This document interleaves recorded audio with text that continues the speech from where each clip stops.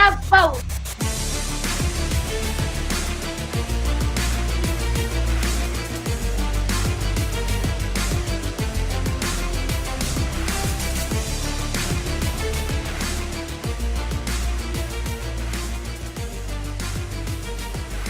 Court is in session with Ryan in Sacktown on If You Don't Like That.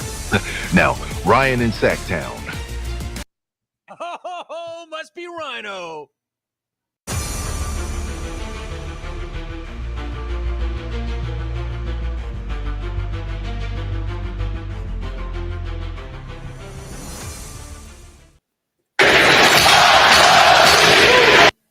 It's been a while since we've heard that. Light the beam. Kings basketball back tonight. 4-game losing streak, but a 7-game homestand that is going to be challenging. In fact, why even look across the way at who they're playing? They need to beat themselves. That's the first thing. If the Kings can beat themselves, Doug Christie's whole thing about, if we bring the effort, if we bring the non-negotiables, the byproduct is usually going to be positive. It's usually going to be winning. Well, excuse me, as Charlie Sheen says, winning. But couldn't the same thing be said about this team? If they could just not shoot themselves in the foot, poke themselves in the eye, serve the basketball up on a silver platter for the other team, shouldn't the same byproduct occur where it should be decent basketball? They should have a chance. Well, it starts tonight with Memphis. We'll talk about them. We'll talk about a big weekend. Doug Christie definitely pushing back on some of what the media is asking. And by the way, for one of the first times, Grant and I talked about this last week. The media is pushing back, as they should be, because there's clear obstacles, there's clear issues on offense. And to the eyeball, and I'll ask all of you this, a lack of structure. Sometimes it's there, sometimes it's not. But I can tell you this, in the last 10 games, the Kings have only had 3 games with 30 or more assists. That is not a good number. I've said since the trades, they need 28 or more per game to win a game. I don't even know if they've hit 28 in the last 4. In fact, I know they have not hit 28 in the last 4. So we can hit tonight. NCAA tournament is all set and ready to go. San Diego State, UNC in a play-in? What? Why are we getting the play-in? And then we can also hit the bigger conversation around Sacramento. I've heard it. I know what's going on. I'm tuned in. This is what most shows, most content creators around the Kings are asking you. Is it time? Burn it down! Is it? What's it look like? Where do you stand on it? So all of that, more, got a ton of show for you. We've got basketball tonight. You've got Grant coming back at 5 o'clock as well for his open forum show. So we have got a ton going here on a Monday. And by the way, Raw is live from Brussels. And I believe Cena already hit the ring and did his promo. What did he say? Something, you know what? I'm not going to be a spoiler. I always get on you for spoiling it. I'm not going to spoil it. So we're good to go. Hey, let's have a fun day. Court's in session right here on If You Don't Like That.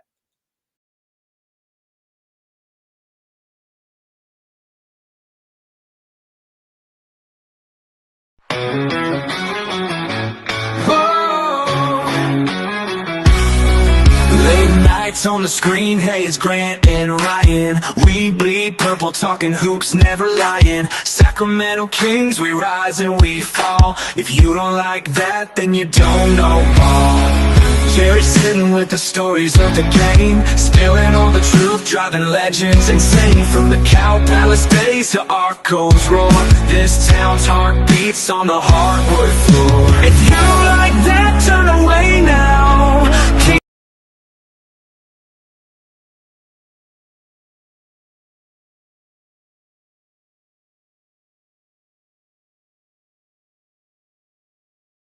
Oh, if you don't think that wasn't on my radar, you were wrong. What are we doing? You know, that might have come out, I don't know, 6 months ago. That might have come out a year ago, but the timing of it popping up again in your timelines while all this is going on with the Kings, I mean, there's so much to digest right here.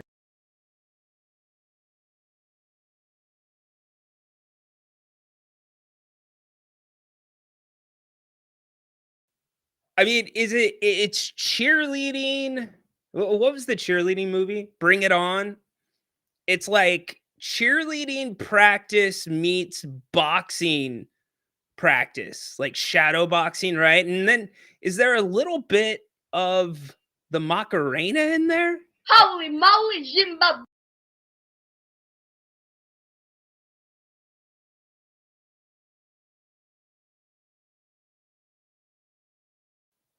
Look at the shuffle at the end. The two hands up, the shuffle. Was that the Swerve Strickland? The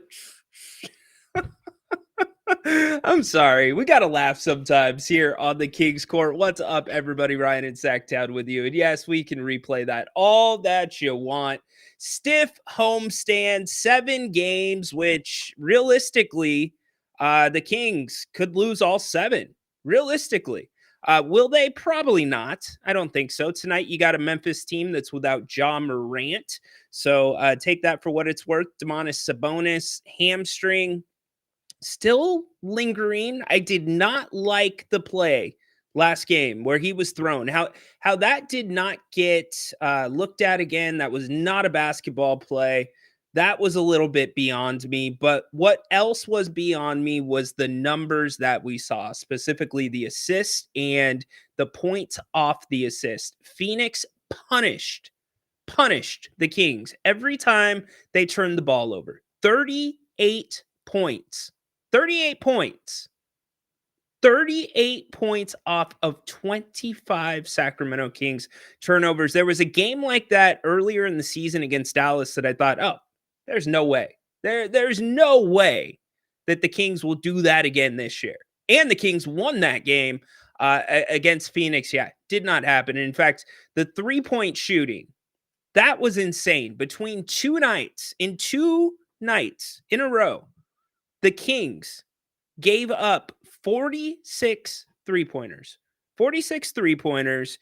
Actually, the exact number was 46 out of 82 attempts. It rounds out to about 55.7%. And trying to make sense of how these three-pointers are occurring. I mean, the Golden State game, wide open in the corner just to start. And the closeouts all over the place. So we've got a lot to talk about. We can preview tonight, get you up in here as well. It's the Kings, it's the Grizz, and the Kings had doing pretty well against the Grizz. But there is one guy on the Grizz that has been absolutely killing them. Anybody know the name? Jalen Wells. Jalen Wells. He is from Sacramento. He is a rookie. He is a second-round pick. He has been lighting the Kings up all season. That's terrible. It has been terrible. Yes, he's from Sacramento. What? He's from Sacramento. Can't leave that guy open tonight. You can't do it. Who's up in here with me? Matthew. What's up, dude? How you doing?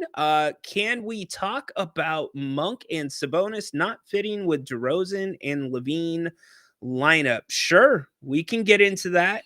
I'm happy to have that conversation with you. Mars says, so what's the narrative if the Kings beat the Grizzlies, Cavs, Bulls? It's a good question. Bounce back, I guess. Well, they should beat the Bulls. The Grizzlies have been struggling as of late. In fact, why don't we put up the Grizzlies stuff for tonight so we can take a look at that as we talk about it.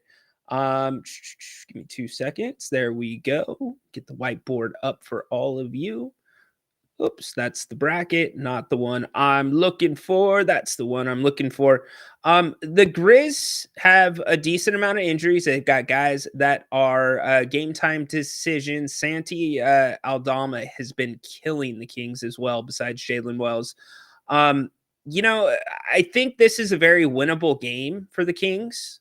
It's the first game back since their little road trip, whatever you want to call it. Looking at what the Grizz have done as of late, they're 5-5. Not really that great. In division, they're 10-5. Away, they're 18-14. So they are a decent road team. So take that for what it's worth.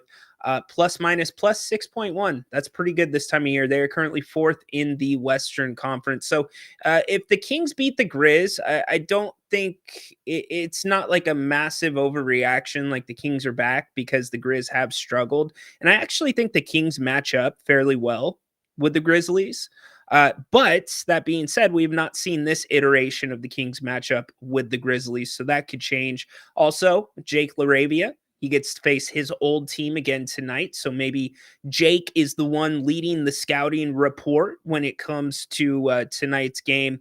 But if you beat the Cavs, that's a whole different story. If you don't beat the Bulls, you know what the narrative's going to be, that this is landsliding quickly. So game day, yes indeed. Matthew O'Ryan, it's starting to look like a battle of who loses the most. It really sucks. I'm going to be honest with you, and I get that part of this is the schedule makers, but looking at the opportunities the Kings have coming down the stretch to win some basketball games, we can realistically go through these, because if the Kings, let's say the Kings get to 40 wins, so you're below 500 on the season. To me, that is still backing it in to the play-in. Now, the other two teams that we're talking about, and by the way, Dallas is sending Anthony Davis to their G League affiliate to get some run, to try to rehab and be back for this season. But no doubt, either Dallas or Phoenix is going to be backing it in when it comes to the play-in. You remember the old NFC West days when San Francisco and Seattle weren't that good? And they'd get in like with an under 500 record as a division winner. It feels that way at the bottom end of the play-in. And if I'm the Kings and I'm backing it in, I don't have a great feeling. If I'm the Dallas Mavericks and I'm backing it in, I don't have a great feeling, because you only have Anthony Davis. Dante Exum broke his hand. I've never seen a string of bad luck like we've seen in Dallas. I mean, you could compare it a little bit to what's happened all season in New Orleans, but after the Luka trade, the bad luck that Dallas has had has been incredible. So they're kind of up in the air, but I don't think the Phoenix Suns really give a flying What? about backing it in. I think they just want a ticket to the dance. And you saw what can happen when you have Kevin Durant, when you have Devin Booker, Bradley Beal making open shots. I'm telling you, Colin Gillespie, backup point guard. You've got Tyus Jones making three-pointers, but Colin Gillespie, the more minutes he gets in Phoenix, it changes things a little bit. It gives him one more distributor. So I don't like the feeling of the Kings and the Mavs backing it in. I think Phoenix doesn't give a about backing it in, which makes it a little bit concerning to me. But going back to the Kings schedule, we've got the homestand. You come off the homestand and you've got 24 hours to travel to get to the East Coast. You have 1 day of travel to get to Orlando. You've got that swing. That's really the swing to me, where if the Kings are going to make it to 500 this season, if they're going to be 41-41, they're going to have to beat some teams on the back end that are supposed to beat them. Indiana, good example there in Indiana. You're going to have to beat Orlando in Orlando. That's going to be a big ask. You definitely have to handle Portland at the end of this homestand. Portland's playing really good basketball. I got to hand it to them. They're kind of, and they're completely different teams. So don't quote me here, but Portland is doing that same kind of formula that Houston did last year. If you remember, Houston ran off a ton of games at the end of the year. They won a ton of games. And they almost creeped into the play-in. Portland's not going to be able to quite get there, but their rebuild is probably, I would say, ahead of schedule right now. So it's a team you're going to have to think about next year. Am I as scared of them next year as I was of Houston coming into this year? No. But Portland, another draft pick, maybe another move or two. Watch out. It's another team that's going to be competitive. And here's the other thing. New Orleans, they're going to be fine come next year. That's been all injury concerns and just a disastrous season. Now, do they change things in the offseason? Maybe. They might make some moves. But looking at the schedule again, you're going to have to win. Some of these that are must-wins, Charlotte, Washington, can't have any slip-ups there. And then here at the back end, when you come back home to end the season, these 3 games, Denver, LA, and Phoenix, is Denver already going to be locked into a spot? I'm wondering that. Will Denver rest some people? I think that Clippers game is going to matter. So that Clippers game is going to matter to them in terms of where they're at, whether they're possibly flirting for a 6, trying to get the 7 with the play-in. And then that Phoenix game, that could matter a lot. What if Phoenix runs off some games? And remember, Phoenix, I know the Kings' schedule is daunting, but you know who has a harder schedule coming home? It's the Phoenix Suns. The Phoenix Suns have the hardest schedule coming home in the NBA. So take that for what it's worth. But to the original question, it's not a great feeling. It's not a great feeling. Not playing well and not hitting on all cylinders. And, you know, I feel like there's been a little bit too much excuse making as of late, which we will get to here in a bit. Thank you, everybody, for being here on the King's Court. Just getting you ready for a full day. We've got 5 p.m. open forum with Mr. Napier. He'll be dropping in and talking whatever you want to talk from the weekend. And then we've got the pregame show, 6:15 tonight, halftime with Jerry Reynolds, and then postgame, taking your calls, Kings and the Grizz. I'm also interested to see what the vibe's going to be like tonight at the Golden One Center. If the Kings do anything like they did in Phoenix with the basketball, they're going to get booed. And they should. They deserve to get booed if that's what happens. Speaking of the Kings, why don't we listen to Doug Christie from after the Phoenix game? I thought it was really telling about how he is pushing back on some of the questions that the media is asking, specifically related to practice time. And I understood the line he was trying to draw about pulling back on practice time, which happened when you had the group here that had been together for 2.5 years versus the new group since the trades. But Doug's starting to get a little bit more feisty, and rightfully so. Here's Doug after the game. 38 points off of turnovers is never going to do it. We have to attempt more 3-pointers. That's not it. Defensively, must be better. For those of you that thought it was going to be easy, it's not going to be easy. And for those that find joy in it, I have a word for y'all, but I won't use it. So here we go. What you got? What's the conversation like that you're having with the team right now? They're tough conversations because they're not playing at the level that they know they need to play at. And part of it is like, when I watch that and I say fourth quarter Zach is the one that we need throughout the game. We need him to be aggressive like that. And, we got guys coming back from injuries. We got, him trying to fit in. And I'm saying fit in and ain't it. Be aggressive because everyone will find their way with that type of aggressiveness. Like that at the end just looked way too easy for him. And it is. and it needs to be. But even with all that, the turnovers is a thing that continues to alarm me. I understand what they're trying to do, but they're, you just can't be nonchalant. Like, we're right, I think it was 7 points, and the ball's just bounced to half court, and they just go and dunk it, and all of a sudden they find their mojo. Like, that's how guys go 6 for 6 from the 3-point line, because they feel comfortable enough to go 6 for 6. I don't like people to feel comfortable. I don't want our guys to ever get into the mindset of feeling comfortable. So I'm going to keep pushing them to make people as uncomfortable as humanly possible. And that's uncomfortable for my guys, because that's not something that has really been done here. But I'm not going to settle for anything less. So we're going to have to figure it out and find a way to make that happen. Back-to-backs and all those different things are excuses that losers use, and we're not going to use that. We expected to come here and win. I know I did. You talk about the 3-point shooting from the Suns and, making them feel uncomfortable.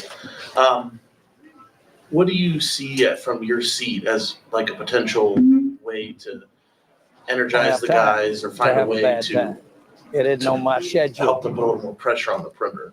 This just seems like there's a lot of open threes kind of repeated game after game. Yeah, whenever you put 2 on the ball, and this is something that when I took over, I talked about, is the front side and the back side have to match.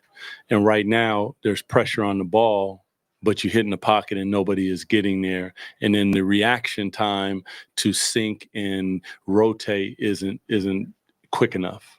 And you see it in front of you. You have to react. I want them to, not react. I want them to be the aggressor. I don't want them reacting. And right now we're reactionary in defense. And that's just that's not going to make people uncomfortable. It's absolutely not. Like tonight, those guys that were open aren't guys that we want to shoot the ball. Last night they were. Those guys made shots. These guys, they will make shots because that's what they do. Unacceptable. Do you have a feel for Domas's injury? It looked like he grabbed it and then didn't re-enter the game. That was really, I think he wanted to continue to play, but no conversation. Sit down. When I see you do that, I'm not even playing around with that one. You are way too important to us. Hopefully it was nothing, and I don't think it was, but the whole point is and at that time, like, we tried to go too big to see if we can mix it up there. That didn't work. At that point, then we went small. That seemed to work because we can switch 1 through 5 across the board, keep bodies on bodies. And that's really what we want to do a lot of the time, even when Domas is in the game sometimes. Late reds are good. Keep bodies in front of bodies.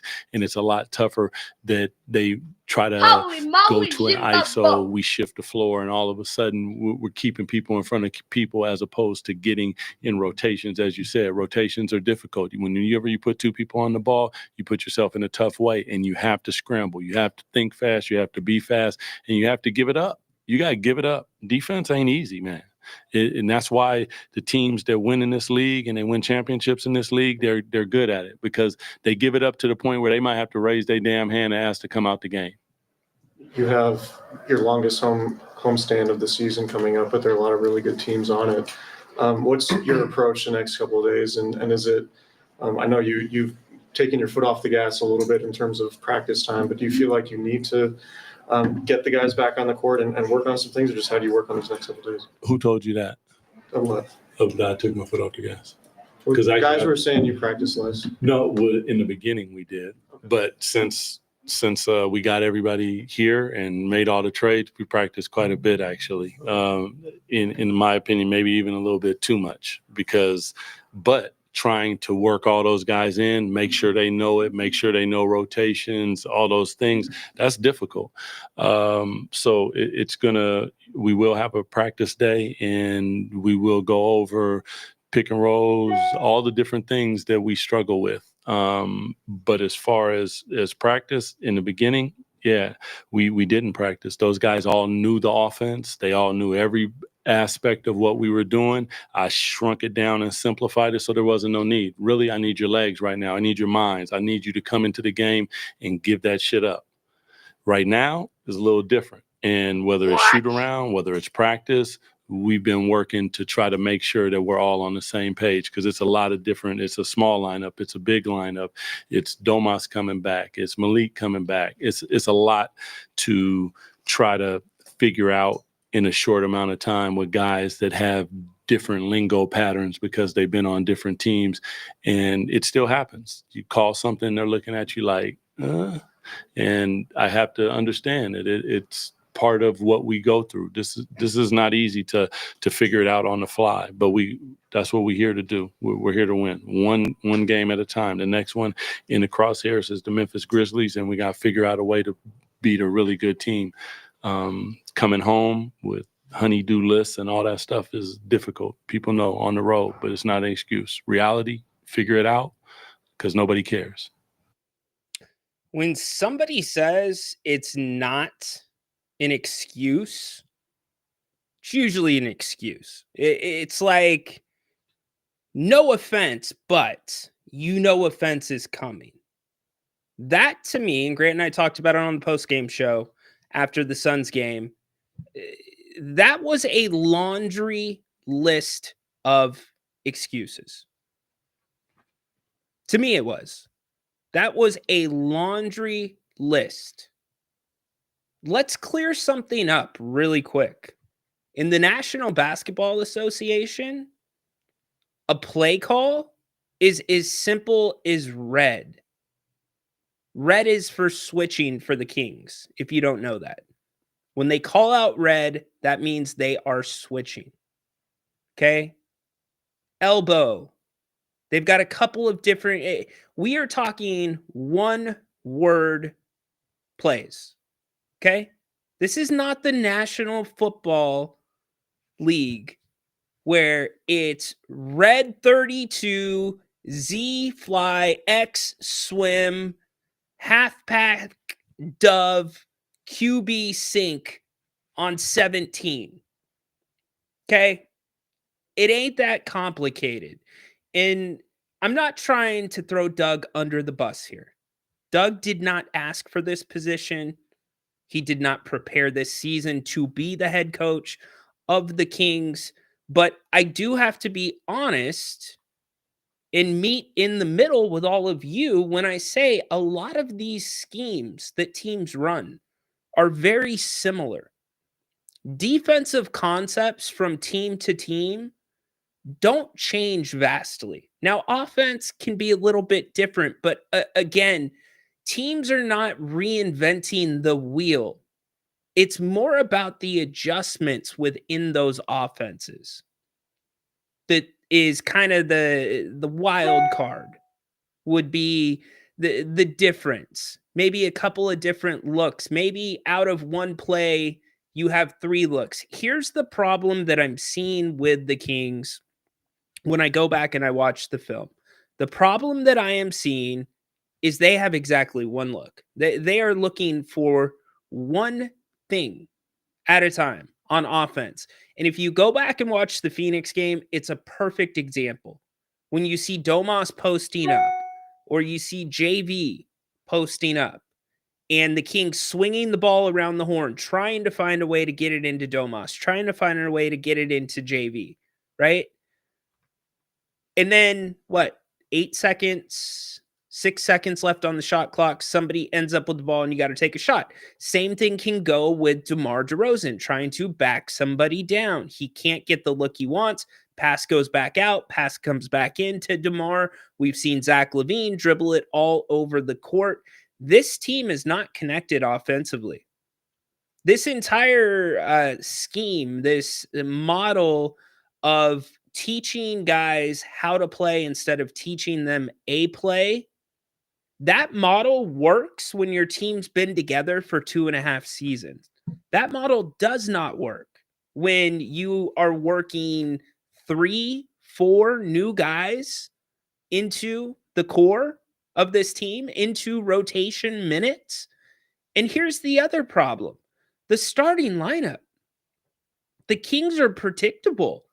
Teams don't need to do anything special defensively. In fact, I would argue more times than not, unless you are guarding DeMar DeRozan or you are guarding Zach LaVine, there's not a lot of working going on, and that goes for whoever's guarding Sabonis as well. He's always posting up hard and doing stuff. But there's not a lot of mental work where you're making teams think, you're keeping them on their toes. Everything's straightforward.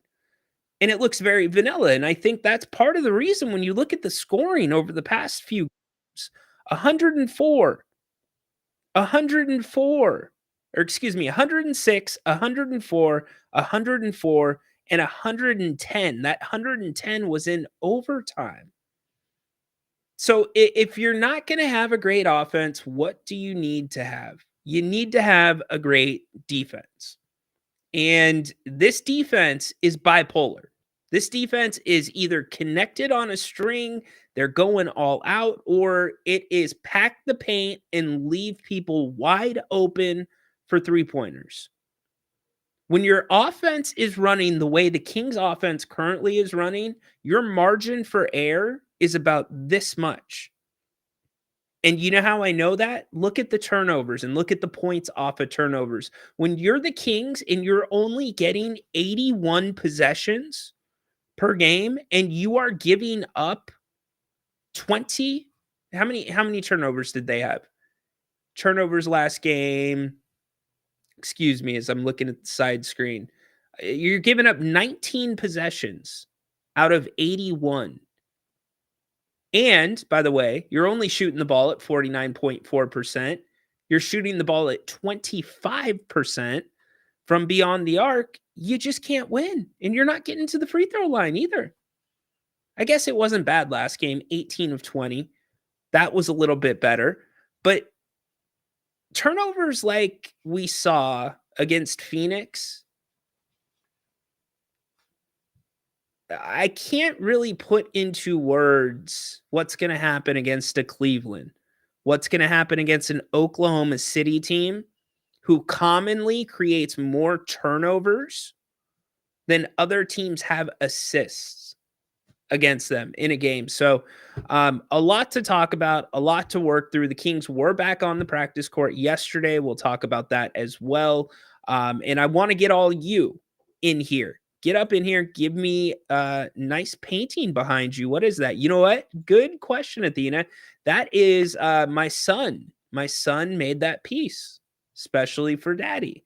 He did Seahawks colors, and he even signed it right there in the little corner, Liam. So it's a special piece to me. So let's bring in. Oh, we're bringing in the big dogs. We have got a dog on the line. One of the Kings court dogs. One of what? We've got 5 or 6 different dogs here in the King's Court now. So let's give him his proper imaging before we bring him in. I almost feel like we need to add a fryer sound to this, but let's bring Corn Dog in on the conversation. What's up, dude? How you doing? We just had Selection Sunday. We did. Yes. And I'm liking the Aztecs to make the Sweet 16.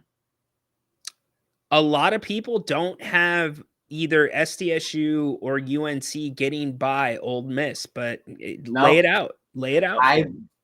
This is a very good Aztecs team. They beat Houston, one of the few teams to beat Houston earlier this year. And that is my pick to win it. But they're one of the few teams that actually beat Houston this year. They're a very good team. They're always come up in these tournaments, going back to, Kawhi Leonard days and stuff.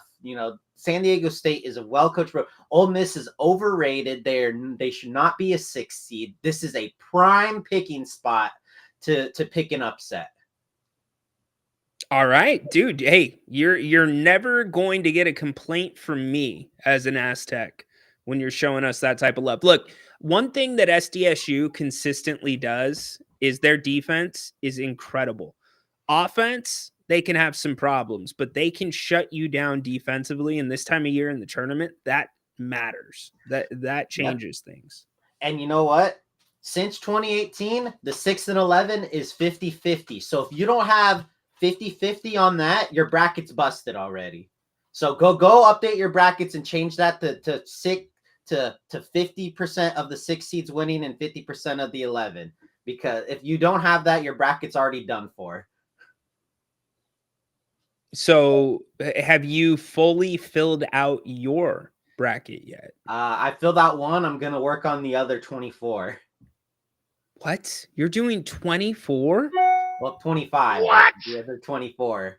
Dude, that doesn't count. If you're doing 25 brackets, okay, so you're not going to be that guy that's like, oh, I had that in my bracket. Like, you have to choose one main bracket. Oh, I filled out my main. That I filled out my main, but I have to fill out the rest because I still want a chance to win those prizes they got. You got to shoot more than one shot if you want to actually create the closest to the best bracket. Well, dude, I completely get that. I'm just saying. 25 brackets, dude. That's a lot of brackets, man.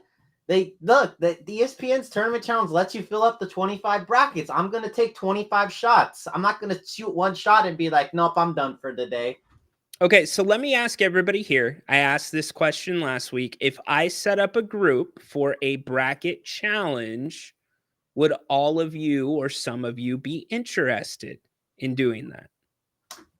I'm guaranteed in. You're in? Okay. So let me know in the chat if you would like to participate in, and if you don't like that King's Court bracket challenge. We definitely have the March Madness movie brackets dropping as well here this week. So we'll get to those. But all right. So for the movie bracket, are you doing a first four or just a 64? No, we're doing 32. 32. It's a mix of fiction and non-fiction. Okay. I like that. All right. People seem like they're down. I don't know if it's going to be Yahoo or if it's going to be ESPN. We'll figure it out. Maybe Yahoo. Yes, be picking blind. Yeah. Do you know what? That's what ticks me off. So I gave up.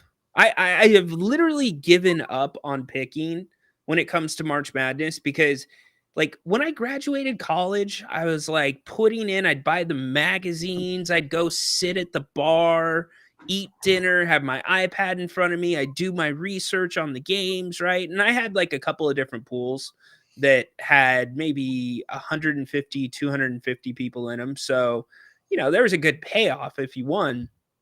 And every single year, without fail, either somebody who does not watch basketball or somebody's girlfriend who picked teams based off of colors, mascots, cities, they win every single year. They win. So I started just about 2 years ago, just handing the bracket over to my wife and Liam and just saying, pick just whichever ones you want. You just tell me which ones. You know what? That reminds me of one of my favorite jokes on How I Met Your Mother, where Ted's all like, look, we watched every college game this year. We know every injury. And then Barney just comes in, oh, your champion just lost. Yeah, right. Like, yeah. What? Yeah. You could do tons and tons, and you can't predict the first round. That's my advice. You got to just go. You really can't. You especially now that one seeds have lost the last couple of years. UMBC starting that trend. You know, now they're 22-2 since 2018, so they're no longer infallible, which does hurt bracket perfection. Makes it a little more harder. You can't just. You got to really look at that 1-16 now. You can't just blindly pick ones anymore, which is such a shame. But, you know, that's how it goes when players leave early, transferring. Sometimes these lower seeds have guys that have stuck together, you know, that played all 4 years, maybe 5 years, you know. Well, see, that's the wild card. When you get the teams that have been together for what you just said, 3 or 4 years, they know their system so well. They know each other so well. I think that there really is something to it being the last dance for most of those players. They're not going to play basketball professionally after college, so they're dangerous. And then here's the other thing. There's only so many blue chip spots. There really is. So the talent is, I think the talent pool has grown tremendously to where when you see these 14 seeds, these 15s, these 16s, they're still dangerous. Like, and they're not afraid anymore. Like, we've broken those barriers where 16 can beat a 1, 15 can beat a 2. You know what I mean, Corn. Yeah, it does happen. And honestly, this is probably one of the toughest ones. This 4 and 13 of Texas A&M and Yale. Again, same side of the bracket with that Ole Miss and San Diego State. You have A&M being a poor shooting team, but the best offensive rebounding team. And then you have Yale, who is been together. You know, a lot of those players been together 4 years. They made an upset last year over Auburn, who again is ranked number 1, and they're really good shooting. It's a really tough matchup. A lot of hype around the SEC this year. They have not had a tournament winner for 12 or 13 years. Yeah, since Florida, correct? Billy Donovan. Yep. And those teams that were really good. Man, Florida were great they were rocking college championships, football championships. And anyone here who was a Gator during that time, how awesome was that? Well, and remember those guys, Joakim Noah. I'm missing a couple of them. What's his name? Al Horford. They stayed around for a second year to come back and win another championship. Yeah, that was a fantastic just teams, that were coming out there. But it's been a long time, for Auburn, really their most famous alum being Charles Barkley. You'd think they would be able to pull some more top talent, but I think they've come around. But they are not hot going into this tournament, which really worries me. Well, it's funny. You can look at that two ways. I think sometimes it's better to get that loss or get a couple of those losses out of your system in the conference. If you're a team like Auburn, that's for sure going to be in the tournament, to get a couple of those losses out of your system headed into the NCAA tournament rather than being a team that's on a 15, 16 game streak.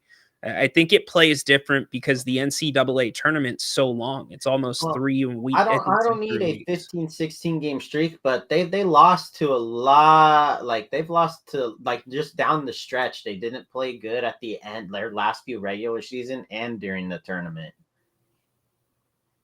They were not. They were just maybe they use that extra few days to kick back in the gear, but if they win their first round, they still got Creighton and Louisville waiting for them, and then probably Michigan, A&M, or Yale again waiting for them. And that it's tough. That they have a tough bracket. There's some teams that really got under. Like Michigan should not have been a 5. That's now there. Louisville shouldn't have been an 8. So they got some teams that got pushed down, and that really is going to make your side of the bracket a lot harder than others. I hear you. Who you got tonight? Kings, Grizz? I really want to say Kings, but man, we have not been playing well at all. No. Yeah, they have no momentum. It got shot with that, the Clippers game, and they just haven't seemed to bounce back. We're back to 500. It's a great point. Yeah, it's just not. I mean, the only benefit, I guess the only good news really to come out is that Phoenix hasn't been winning that much. Dallas, they're on the fringe of having to forfeit games. So we're probably going to stay about this 9 spot, get one home play-in game. That's where I'm seeing this team end up, probably 40, 41, 41. Yeah, if I'm Doug Christie, I am going to be very conservative with Domantas Sabonis, because certainly that is still kind of lingering, that hamstring. And I mean this with all due respect. I don't think not having double negative, damn it, shouldn't have done that. I don't think the odds change dramatically against some of these teams, your Cleveland, your Oklahoma Cities, your Bostons, with or without Sabonis. So everything the Kings do should be gearing up to make sure he is peaking towards the play-in. You need him right for the play-in. Yeah, because with how far back the rest of these other, I think we're going to stay at 9, 10 at the worst. So really you should just focus on how can we be at our absolute best for our March Madness, one game. Yeah. One game you win or you lose, win or Yep. you're out. You know, Yep. Or That's a great point. how can you prepare best for those types of scenarios? It's a Which great doesn't happen a lot with NBA, just due to the fact that their playoff is 7-game series across the board. But sometimes, you know, you get hot and you face a team and you do it. And you don't know what's going to happen in front of you. Look at the injuries that the Kings have seen as of late, but more importantly, other teams, more significant injuries that have occurred. Clippers can be due at any time. Yep, I would say the Kings have been. If I had to weigh out whether injuries have hurt or helped them more this year, I would say they have helped the Kings more this year. Yeah, I think so as well. Should be a good one tonight. I think, as much as I don't want to say, I do think Ja Morant's going to put on a pretty good game as well. He's out. They kept him out? He is out. Yeah, he is. Yep. All right. Well, you know what? On that note, I send you back to the pound. I'm a roll with the Kings then. All right. Ja Morant's still out. I'll roll with them. Love it, dude. Hey, thanks for calling the show. Appreciate you.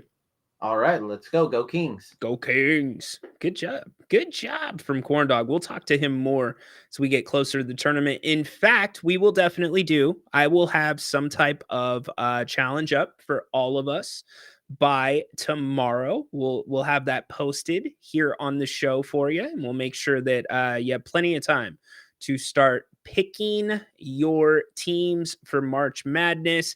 There may or may not be a little gold at the end of the rainbow. I will get that figured out with some of our sponsors. By the way, speaking of gold at the end of the rainbow, it is St. Patrick's Day, y'all, and Bennett is doing some great St. Patrick's Day specials today.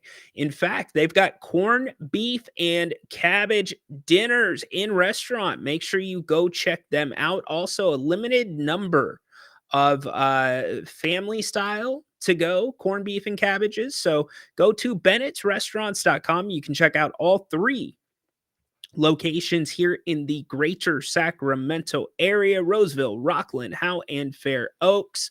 Not corned beef and cabbage guy or gal, no worries. They've still got their other fabulous menu, prime cuts of seafood and steak, happy hour 2 to 6 o'clock every single day. Can't thank Brian and the team enough for sponsoring us here on the King's Court. Go check them out. You will not be disappointed. That is bennettsrestaurants.com. Love me some Bennett. Charles, what's up, dude? How you doing, man? Working my way through the comments. Ryan, would you say Doug's to blame more for the offensive confusion and uncertainty, or do you think it's the players' fault? Look, I think it's right there in the middle. The Kings don't have, first off, the Kings don't have an identity. They don't. Every good team in the NBA, great team in the NBA, has an identity. The Kings can keep throwing out these different ideas of what they want their identity to be, but their only identity, or the handful of choices of their identity, they're negative. They're not positive. So I don't hang that necessarily on Doug's shoulders. I think that goes back to Mike Brown, Monty McNair, your owner, Vivek Ranadive. But here's what teams also typically do.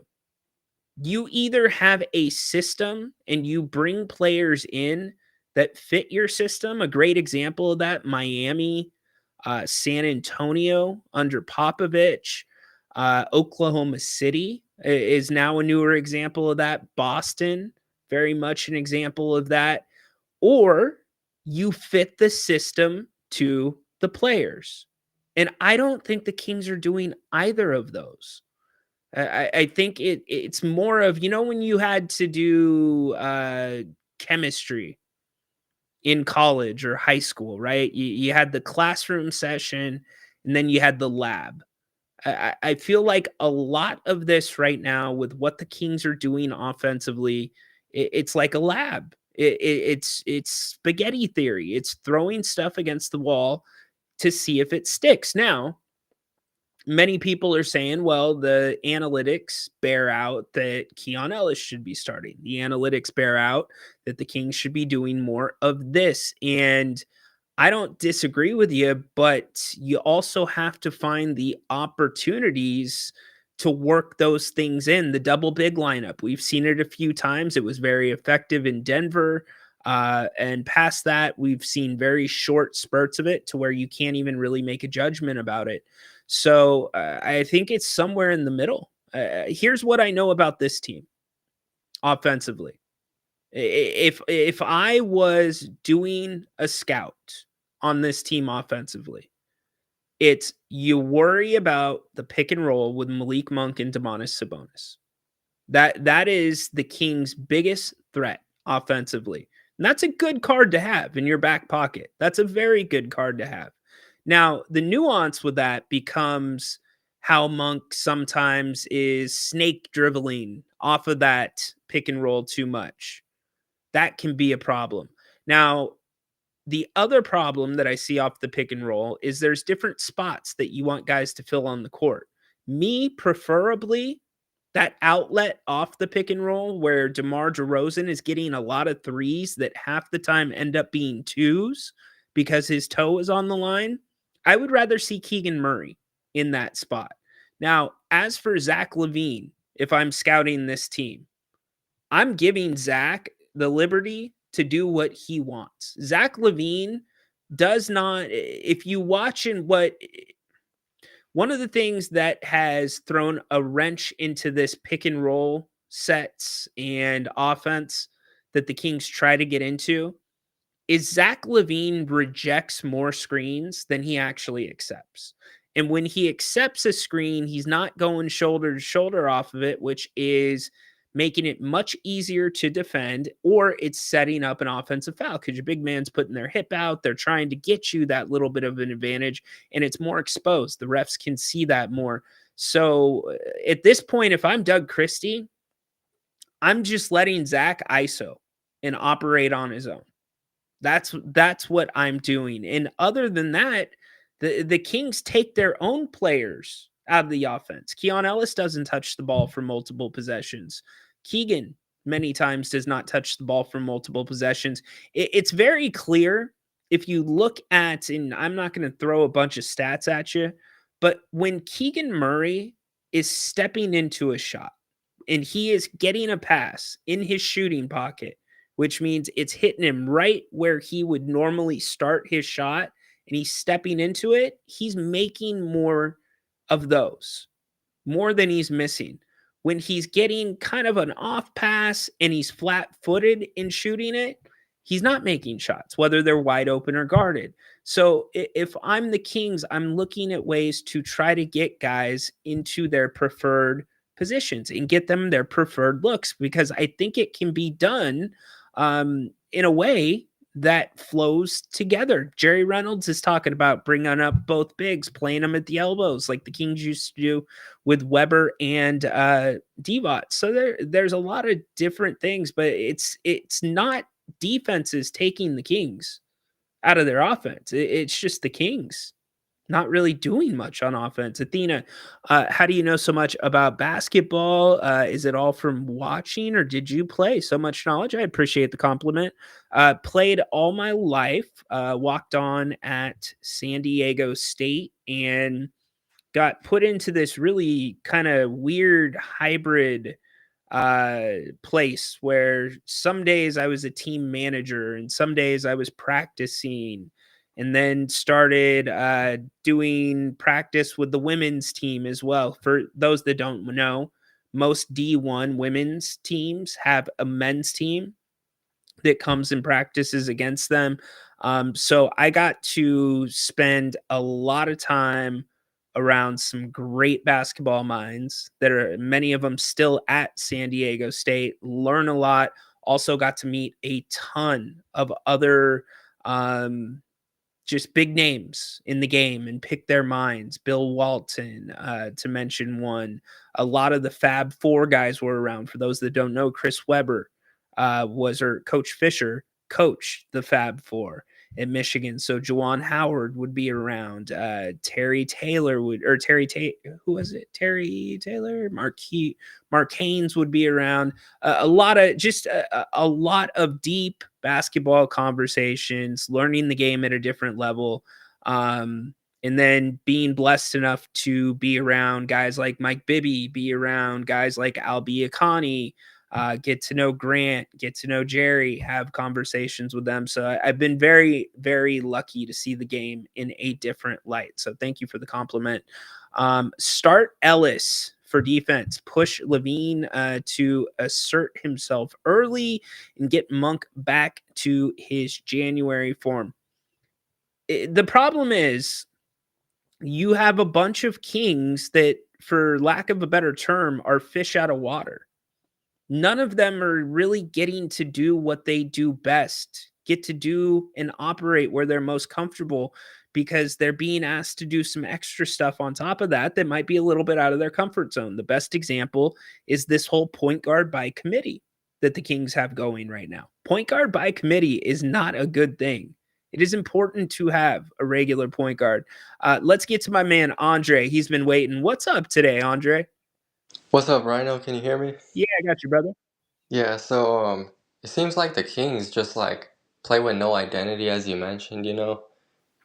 It's almost like I go to the gym personally. I go to play basketball and I just find random teammates and I have no chemistry with them, and whoever wants the ball, you just toss it to them. Right. Yeah, so like the people need to get called up more to shoot. Like Keon Ellis not shooting enough. Zach LaVine doesn't want to touch the ball. So like who's gonna take the role of wanting to be the leader on offense, you know? Well, and you know what? I'm so glad that you brought that up when you said the word roles, because when Doug Yeah. Christie took over for Mike Brown, the Yeah. first thing that Doug did when he was in the gym with the guys, he went one by one down the line in front of everybody and said, "This is what your role is going to be. This is Yeah, what yeah. your role is going to be. This is what your role is going to be." And we saw that really pay off, because it was a conversation we were having all the time. Well, nobody really knows what their role is. Has Mike Brown defined that? Because you knew it, because Mike Brown's rotation was so bipolar. It was all over the damn place. Yeah, it seems like there could be confusion upon the players. Like, Yeah, and I don't know. I can't confirm or deny whether or not Doug Christie did that after the trades, but integrating this many rotation pieces into the team, that might be part of it. Great observation. Great yeah. job. And then yeah, like I watch Warriors too. I'm not a Warriors fan, but like when I watch their games, like they know their roles, like especially with Jimmy Butler now. They know what they're supposed to be doing. Like seems like Jimmy Butler, he's shooting way less with the Warriors, but he's like getting his teammates involved like more as a passer and like finding open looks for his teammates. No doubt. Yeah. Yeah, and then yeah, as far as March Madness, I'm like a Florida guy. That's yeah, I like I like Hey, Florida basketball. they won the conference tournament, right?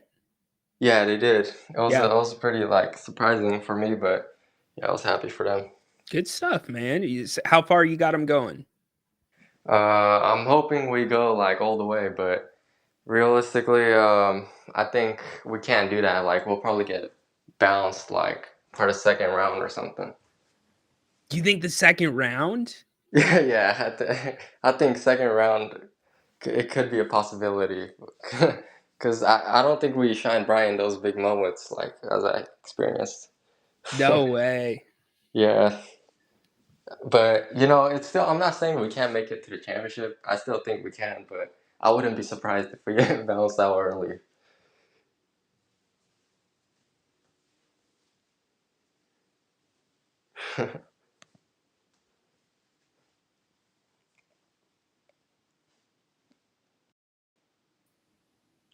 Andre, are you there? Oh yeah, the show just froze. I don't know. Sorry about that. Yeah, go ahead. Yeah, I was just saying.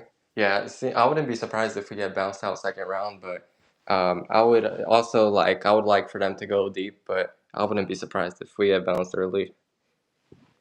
We'll see. That's why they play him. Looking forward to it. Yeah, for Thanks for sure. the call, brother. Yeah, thank Appreciate you, you. Rhino. All right. So the show is frozen on my end right now. I assume because Andre could hear me that you can hear me. This happened on the pregame show as well. What is going on right now? We have so much more to talk about.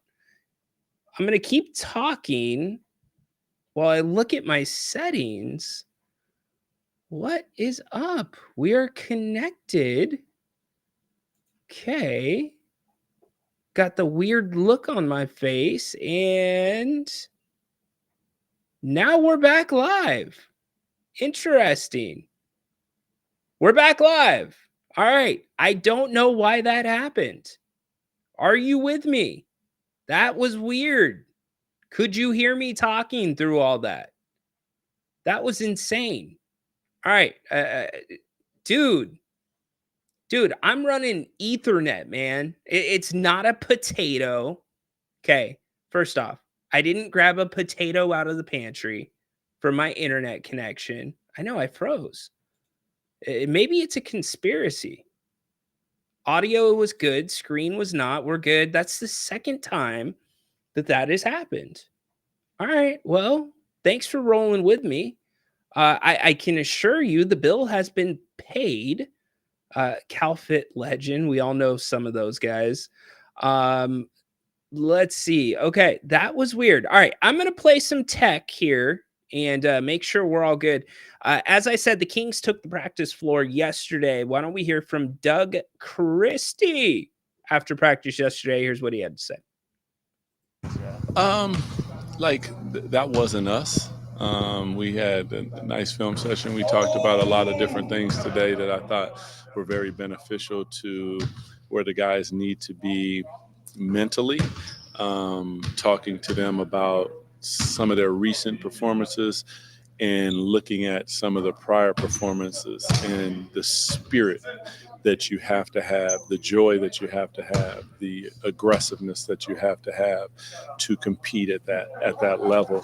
And I think they agreed, and then they came out and had a spectacular practice. So I'm happy for that. This is about process right now, and the process, the byproduct will be the outcome we're looking for. But the process must be proper. That's who I am and what I need from them every single night. Seeing that kind of reception by them to that message, is that among maybe the most encouraging things as you kind of step forward, especially with such a home heavy schedule with some pretty steep opposition? Yeah, I mean, the steep opposition doesn't really, all that is a test for who you are and what you're about as a team. That's not really actually, I would rather that than playing people who you're supposed to beat, and then that's even worse when you go out and you don't have a really good performance than when you go out and you compete at a high level and team is number 1 or 2 in the NBA, and whether you beat them or not, but you're trending in the direction that you need to trend in to get the results that you want to get as an organization. And that's really where we start. And in these last few games, it hasn't been that. And they understand that, and I would expect something different out of them. When you look at the last game, they were really physical with Sabonis. You had the issue with Plumlee and then Ryan Dunn. Is there anything you want to see differently from your team in those moments, like how they respond to when their teammates are? Yeah, you know, it's interesting because I don't think anyone saw the Plumlee one. But yeah, we not about that. Like if somebody touches our guy, it could turn into something, and that's really like what I expect out of them. The way that I want them to play will actually make a little bit of that happen. Not that that's what you want, but we always want to punch first. We always want to touch first. We always want to be the aggressor. We do not want to be reactionary. In those moments, I don't know. I didn't particularly see it, so I can't speak for the teammates, but he knows, and I told him, like, I'm not about that, so you never have anything to worry about from me. I got you 100 and 900 and 1,050% every time. Anything stand out to you, be it similarities in these moments where you guys fall behind pretty early and having to claw your way out of big deficits? Part of it is slowing down and getting into getting organized, because like I showed them today, like when we're organized, it's beautiful, and that's what I'm about, beautiful basketball. The problem is you got multiple people and we're trying to figure it out, and they're trying to play for their teammates, or they're feeling like I can do it, and that not from a bad place, just from a hooper's standpoint. So they're feeling confusion. That's what I take from that, and that's exactly what I see on the court. It's either confusion. It's either confusion or it's a non-belief in what they're doing. I mean, that's really what I take from what Doug's saying, and we're starting to see the same script over and over again. And he was asked the question about that. What's going on with the early mishaps, the holes that this team is digging? Because what's happening is the bench is digging them out of it. I mean, I'm sitting here looking, and I print out all the different box scores for each quarter. The first quarter, the Kings only score 22 points. They give up 36 points, right? They had 5 turnovers for 10 points. 10 Phoenix points on 5 turnovers, meaning Phoenix basically capitalized every time the Kings made a mistake. Now, the one constant throughout this game was the 3-point shooting, 6 of 13 in the first quarter for Phoenix in that one.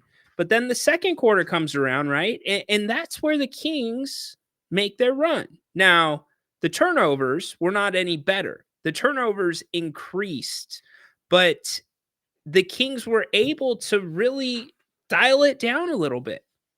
They won the boards 14-4 in the second half. That was really important. They were getting second chance opportunities, and that's because of hustle. So how can you get some of that hustle out of that first team? And I'm not saying they're not trying. I just don't think that the coaching staff, the play calling, the creativity to get those guys in better spots is quite there. And it just looks like a lot of confusion. So I go back to the same question that I know a lot of people are asking right now, because for all intents and purposes, the Kings are in basketball purgatory. That's where they're at right now. So is it time to burn it down? Is it time to burn it down? I know I'm still freezing. I have no idea why my computer is doing this right now. Yeah, you know what? I think he probably is. He did not like what I did. But you know what? I don't care that he did not like that I have his video, because I don't like watching him dance during Kings losing streaks. It's crazy. I don't want to see that. What is that? GM's the key. Dump Monty. Load up on picks. Hire GM who can judge. Okay, so that's where we got to be careful. That's where you got to be really careful. Think about some of the guys you're talking about. Keon Ellis. They judged pretty damn well there. And they followed through and developed Keon Ellis. So, look, you got to remember, we've got to give Monty some grace in this aspect. Look at who's above him in some of that decision making. All right, here's what we're going to do. My internet is all over the place right now. I don't want to keep freezing. I don't want to keep going in and out. We are going to end the show. We'll be back. We will have it fixed by the 6:15 pregame show. Make sure you come back with us at 6:15. I have no idea what the problem is, but we will get the problem addressed, and we will talk more in depth about tonight, the game plan against the Grizzlies, what the Kings need to do well, what they don't. or what they need to avoid, I should say. And also before that, don't forget, you got Grant coming up at 5 o'clock, taking you for about 30-40 minutes of open forum. My system is a mess right now. My computer, a mess. We'll get it fixed. I'm sorry. Get that picture of Vivek dancing off the screen. All right. I appreciate all you guys. Sorry about the freezing. Go Kings. Light the damn beam. Come back and join Grant tonight at 5 o'clock. 5 o'clock. Grant will be here. Separate internet system, so he shouldn't have the same problem that I have had today. So we'll see you at 5 o'clock, and then pregame 6:15. Appreciate all you. Sorry for the technical issues. We will work through it. Go Kings. Light the damn beam. We're out.